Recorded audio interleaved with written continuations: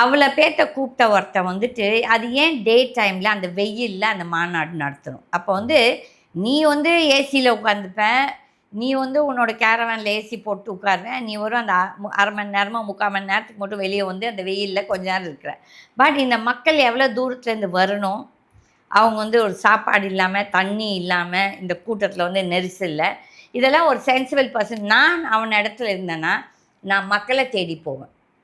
மக்கள் வந்து என்னை தேடி வரணும்னு தேவையில்லை. நிஜமாவே நான் மக்களுக்கு சேவை பண்ணணும்னு நினைத்தால், நான் மக்களை தேடி போனேன். மக்கள் நம்மளை தேடி எதுக்கு வரலான்னா, அவங்களுக்கு எதனா ஒரு பிரச்சனைகள், இது நம்மளுக்கு ஃபோன் பண்ணலாம். ஓகே. அதுக்கூட அவங்க வந்து செலவு பண்ணிட்டு வர வேணாம். அப்போ இந்த அந்த இந்த வந்த நபர்கள் அவங்க ஃபேன்ஸா இருக்கலாம். பட் அவங்க வீட்டுக்கு எவ்வளோ செலவாகுது?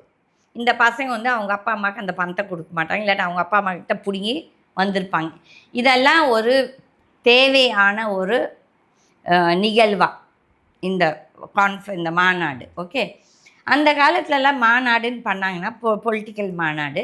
அட்லீஸ்ட் மினிமம் 2 டேஸ் அங்கே விவாதிப்பாங்க. என்ன பிரச்சனைகள், ஒரு அஜெண்டா மாதிரி வச்சு ரெசல்யூஷன்ஸ் பாஸ் பண்ணுவாங்க. ஆனால் இங்கே ஒன்றும் கிடையாது.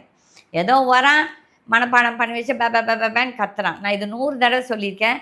நான் வந்து பெரிய புலவர் கிடையாது தமிழ். ஆனால் இந்த பேப்பர் வச்சு பலன்னு பண்ணுறது கிடையாது. நம்மளுக்கு அறிவு இருக்குது. ஏதோ ஒன்று நல்லது பேசணும்னு நினச்சேன்னா, அது நம்ம அறிவோடையே பேசலாம். ஸோ அந்த ஒரு பேசிக் அறிவு விஜய்க்கு கிடையாது.